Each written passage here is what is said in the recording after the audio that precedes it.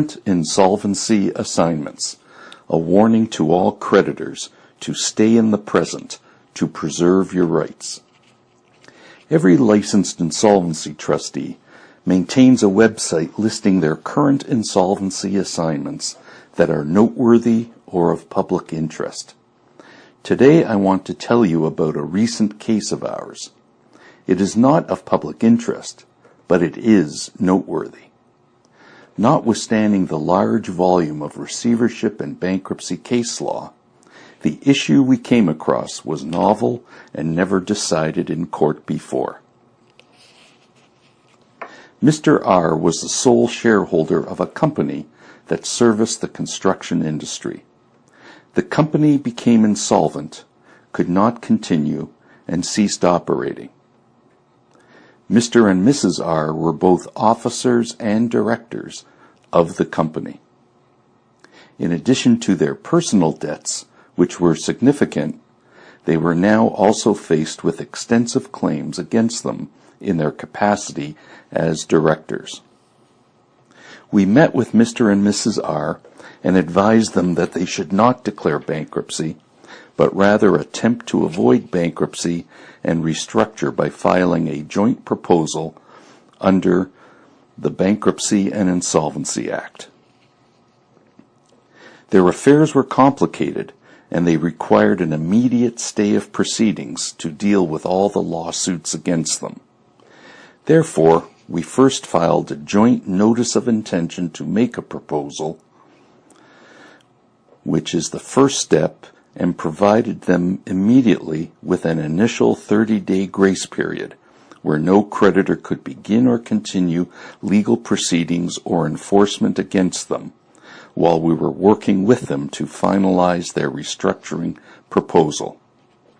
As trustee, we served the notice of intention on all known creditors by ordinary mail, as we are required to under the Bankruptcy and Insolvency Act. The notice that was sent to the creditors did not contain any proposal whatsoever because it had not been written yet. This is standard practice. In response to the notice of intention, we received from an agent for a specific creditor 2 proofs of claim, one for each of Mr. and Mrs. R. The agent also sent a voting letter. It asked the trustee to count the creditor's vote with respect to the proposal of Mr. and Mrs. R against acceptance of the proposal made as of the 8th day of June 2016. There was only one problem. There was no proposal made either on the 8th day of June 2016 or at the time that they sent their letter and voting letter. We immediately wrote to the agent advising that the trustee's position was that because no proposal was yet in existence, the vote was invalid and that they would have to provide a proper voting letter once they received the proposal. Mr. and Mrs. R filed their proposal on July 7. We then served the proposal and all related documents, including a notice of meeting of creditors, on all the creditors, including this specific one. We received and heard nothing further from the creditor, either directly, by one of their agents, or by their legal counsel. The meeting of creditors proceeded on July 27, and at the meeting, the requisite majority of creditors accepted the proposal. So now off to court we go for approval of the proposal. Our motion for approval of the joint restructuring proposal was opposed by the creditor. Our lawyer made various submissions regarding that creditor's vote by stating that it was not valid, that the creditor was advised of this and did nothing to file a valid vote, and they failed to attend the meeting of creditors. The creditor claimed its vote was valid and ought to have been counted. So what did the court decide? The court found that the agent's purported vote was on its face defective. There was no proposal of June 8.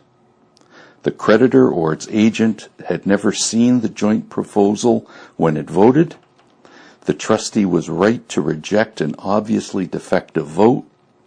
The trustee made its position abundantly clear to the creditor's agents, and the creditor had every opportunity to cure the defect, and it failed to do so.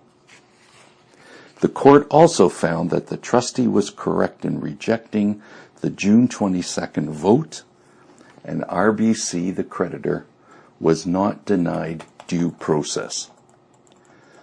The motion for approval of the joint proposal was granted, and the trustee was also awarded costs. So what is the moral of this story? The first moral is you need to know the rules of the game you are playing. And secondly, never fall asleep at the switch. I hope you enjoyed the video. The Ira Smith team is available to help you at any time.